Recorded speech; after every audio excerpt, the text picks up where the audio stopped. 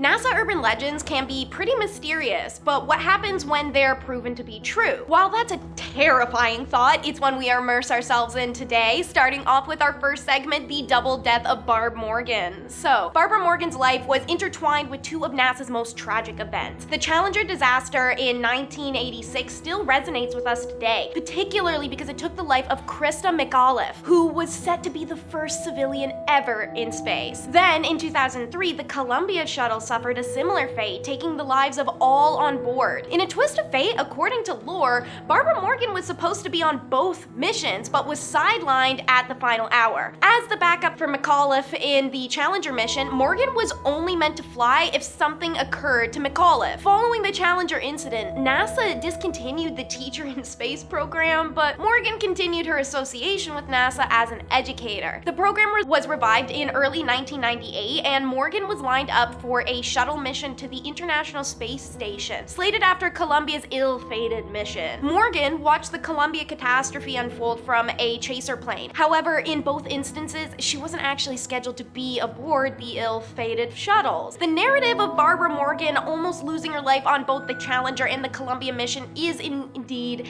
an urban legend. While it is true that Morgan was a backup for McAuliffe on the Challenger mission, she was never scheduled to fly unless something happened to McAuliffe prior to the mission.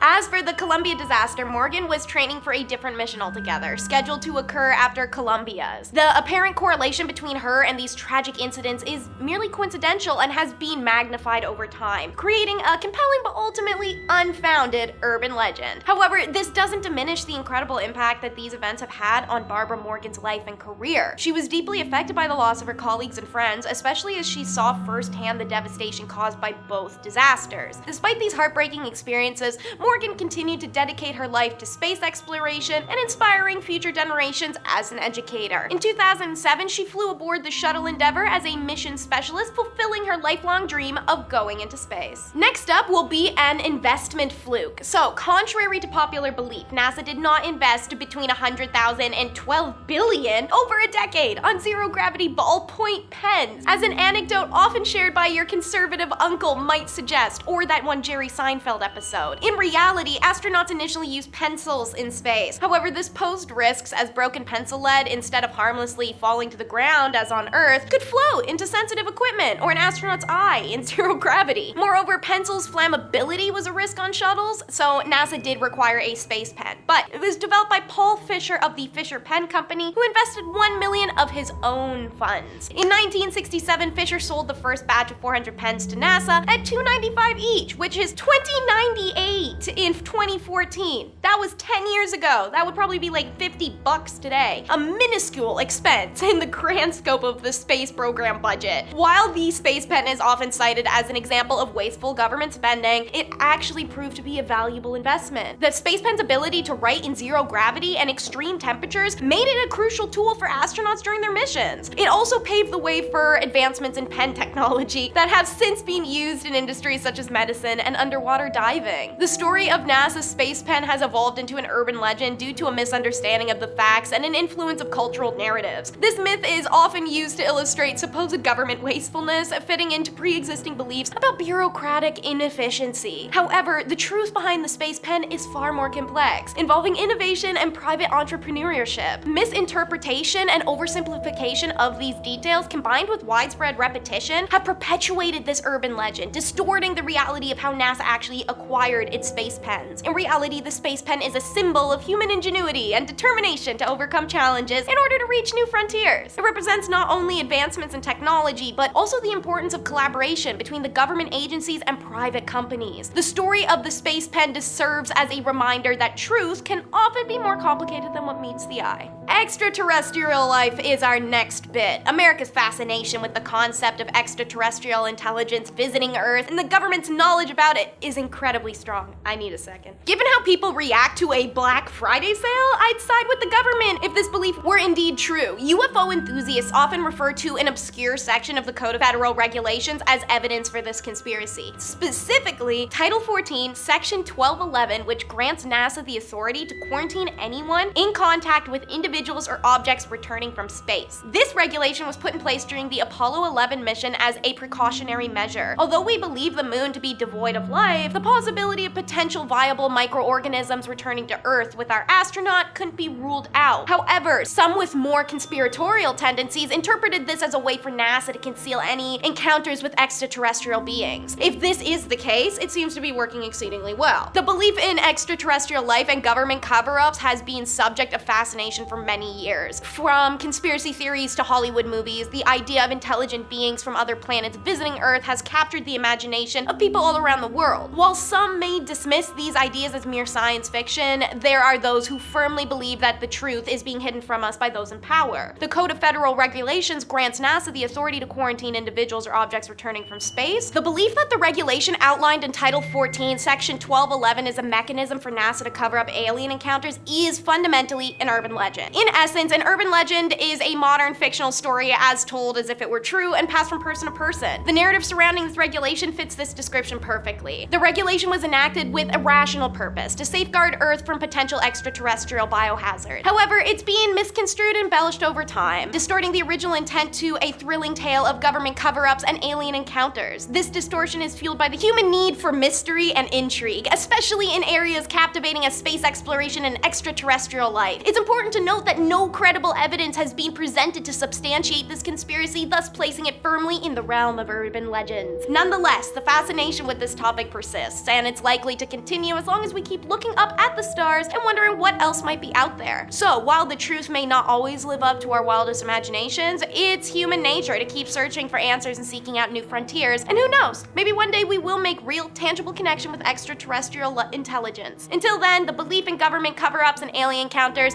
will remain an alluring element of our collective fascination with the unknown. The possibilities are endless, and that's what makes this topic so endlessly captivating. Perhaps one day we will finally break through the veil of mystery and uncover the secrets of our universe. After all, isn't that what makes us human? Our insatiable thirst for knowledge and our relentless pursuit of truth. It's everyone's favorite conspiracy, the moon landing aliens? So, over 50 years have passed since Neil Armstrong and Buzz Aldrin made history, stepping foot on the moon's surface for all the world to witness. Yet, an intriguing web of conspiracy theories continues to question this monumental achievement. One such theory proposes an even more sensational idea, however, the moon serving as an extraterrestrial outpost for observing humans. As this theory goes, Armstrong, during the legendary Apollo 11 mission in 1969, reportedly made an even more astounding remark than his famed "one small step for man, one giant leap for mankind." The proponents of this theory believe that upon Apollo 11's lunar landing, Armstrong was stunned to discover two unfamiliar spacecrafts already stationed there. He allegedly described these unidentified flying objects as massive, positioned along the edge of a crater, seemingly surveilling Earth. This theory took root after NASA reported a brief 2-minute loss of transmission from Apollo 11, so during this period was Armstrong encountering aliens. However, according to NASA's official statement, the loss of transmission was caused by technical issue with the equipment used to transmit signals between the Earth and the spacecraft. The agency also clarified that there were no reports or evidence of any extraterrestrial presence on the moon at that time. Despite this, some conspiracy theorists continue to believe in the theory, pointing to alleged government cover-ups and inconsistencies with NASA's official reports. They also question the authenticity of the photographs captured by Apollo 11, suggesting that they may have been fabricated. Despite these claims, there's no concrete evidence to support the idea Armstrong encountered aliens on the moon. In fact, many scientists and experts have debunked this theory as baseless and lacking in scientific evidence. Some have even pointed out that the technology available at the time wouldn't have been advanced enough to cover up such a monumental discovery, and that is fair. And now for our last segment, we examine time, space, and stress. We explored the concept that sound requires a medium to travel, making it impossible to be heard in the vacuum of space. But intriguingly, astronauts returned from their space missions with tales of hearing peculiar sounds while out there. Let's take the instance of the Apollo 10 mission, which was essentially a dry run for the historic moon landing. The astronauts on board, Stafford, Young, and Cernan, were testing crucial equipment intended for the moon mission, making the stakes pretty high. As they orbited the moon, they reported hearing a kind of eerie whistle-like music that lasted for almost an hour, an experience that deeply unnerved them, particularly Cernan. Upon return to Earth, there was a significant deliberation about revealing this to NASA and the world. Later, astronaut Michael Collins from the famed Apollo 11 mission with Aldrin and Armstrong also reported hearing similar sounds on the lunar surface. A US Space Agency engineer suggested that the sounds were likely radio interference between the lunar and command modules. However, this explanation was contested by Apollo 15 astronaut Al Worden. In recent years, there's been a resurgence of interest in these unusual sounds reported by astronauts. Some believe that these sounds are evidence of extraterrestrial life trying to communicate with us. Others argue that they could be the result of malfunctioning equipment or natural phenomena. One theory suggests that the moon's magnetic field is responsible for producing these mysterious sounds. The moon does not have a strong magnetic field like Earth, but it does have areas called magnetic anomalies, where the magnetic field is stronger. It's possible that these anomalies could be causing interference with the astronauts' communication equipment, creating strange sounds they reported hearing. Another theory proposes